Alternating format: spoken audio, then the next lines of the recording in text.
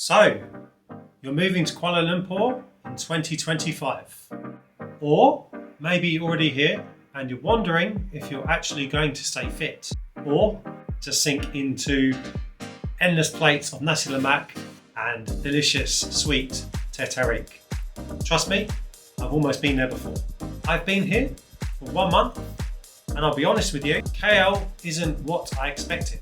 There are no grab bikes to zip you down the road in 2 minutes. The condo gyms, they look like 5-star resorts. And the food, don't even get me started. Delicious, but dangerously available at all hours. So in this video, I'm going to give you the brutal truth. The gyms, the food, the lifestyle, the community. There's one more, come to me in a minute, and the cost. And my hope is by the end of the video, you'll be able to know exactly what it takes to stay fit in Kuala Lumpur. And maybe why it's secretly one of the most underrated places to stay fit in Southeast Asia. Because let's be real here, if you think you're going to survive in Kuala Lumpur on salads, Malaysia is going to eat you alive, quite literally.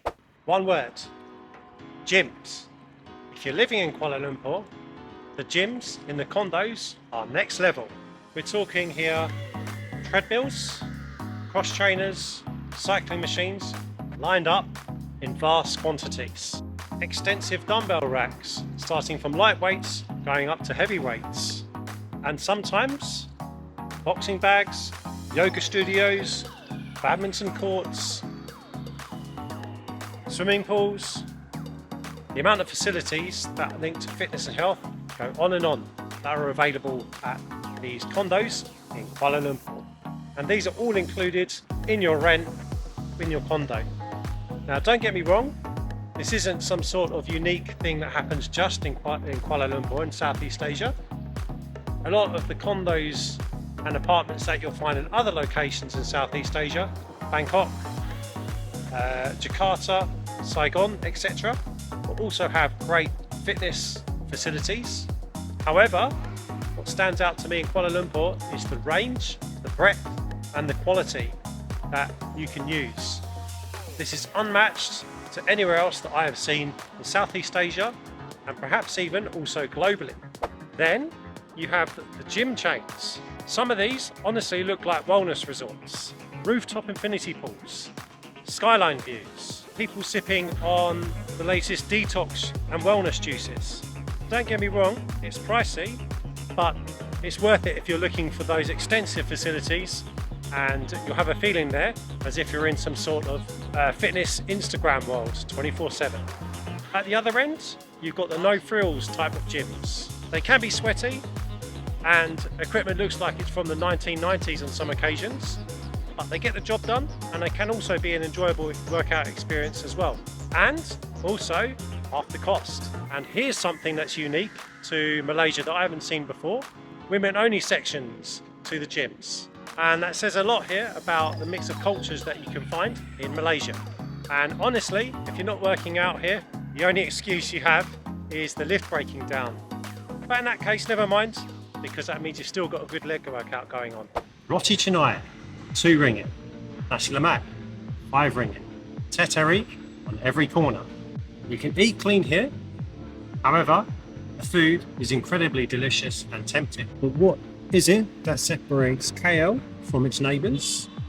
Balance. In Mont'Kiara, for example, I can have a smoothie bowl cafe on one side of the street and then a banana leaf restaurant on the other side, and a village grocer selling protein-packed chicken breasts in the middle. The supplement prices, though, painful.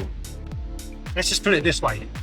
The first time I saw the price, I thought it came with a free gym membership. Okay, so let's compare. Bangkok, amazing food scene, but a lot of the food can be oily and fried. Singapore, clean eating, but you'll need a second job to be able to afford it there. Kuala Lumpur, right in that sweet spot. Yes, I have ordered via Grab through the restaurants downstairs. Yes, I was ashamed. Yes, probably do it again. Here's what really surprised me. No grab bikes. Unlike places like Saigon, and Jakarta, you can't just simply jump on a motorbike taxi via Grab and be to your next destination in a few minutes. At first, I'll be honest, I felt like it was an inconvenience. But after a while, I realised it was a blessing in disguise. The reason why? Because it makes you go out and get those extra steps in throughout the day. Living in KLCC, Bangsar, or Mont'Kiara, you'll wrap up those steps fairly quickly, walking between malls, MRT stations and cafes. Compared to Jakarta, this is a total game changer. When I lived there, I once tried walking to the local shopping mall. 20 minutes later, I was dodging potholes, stray cats and traffic. In KL, at least you have decent sidewalks and sometimes even air-conditioned covered walkways. The heat though, brutal. Midday walking isn't fitness, it's survival training.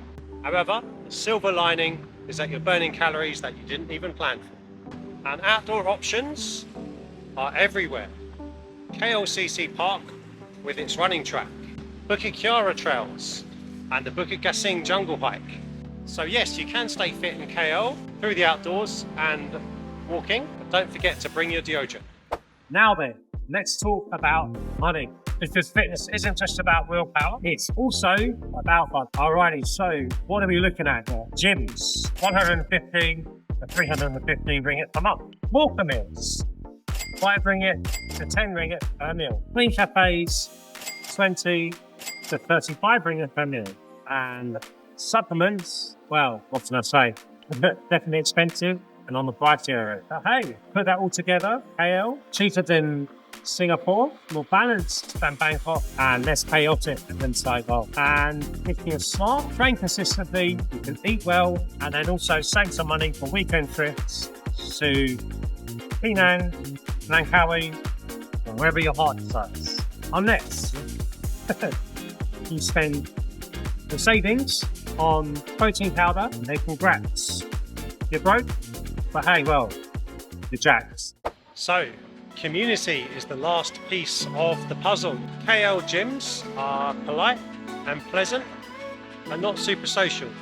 You won't be striking up conversations mid-set. If you want something with connection, then you'll need to join something that is a structured group activity. Yoga, CrossFit, hiking groups. KL makes it easy to make friends in groups because of the strong expat community here and the ability to connect with locals due to the high level of English that they speak. You're the one that's got to make the efforts. Otherwise, it's just too convenient and easy to train, eat and repeat. KL gives you the structure, you need to bring the initiative. And if you don't, well, at least you still have your six-pack to keep you company. How are we looking? Hopefully all good. So, here's my verdict after 1 month in Kuala Lumpur. Staying fit in KL is all about having a balance. Take advantage of all of the insane condo gyms. Enjoy hawker food in balance. Shop smart and don't underestimate the heat. Compared to its neighbours, KL doesn't get quite the same spotlight. However, if fitness is your priority, this city might secretly be one of the best places to have a base right here in Southeast Asia. And remember, one of the best gyms in KL, the sidewalk, because you'll be using it more often than you think. Just don't try that in Jakarta, trust me. You are seriously going to find it difficult to find anywhere in Southeast Asia that offers such a great balance. The price to quality ratio, I haven't really seen this anywhere else, not just in Southeast Asia, but globally. And this really does make a difference when staying fit and trying to live a balanced, healthy lifestyle. I can't recommend Kuala Lumpur enough as a place to live and have a base here in Southeast Asia.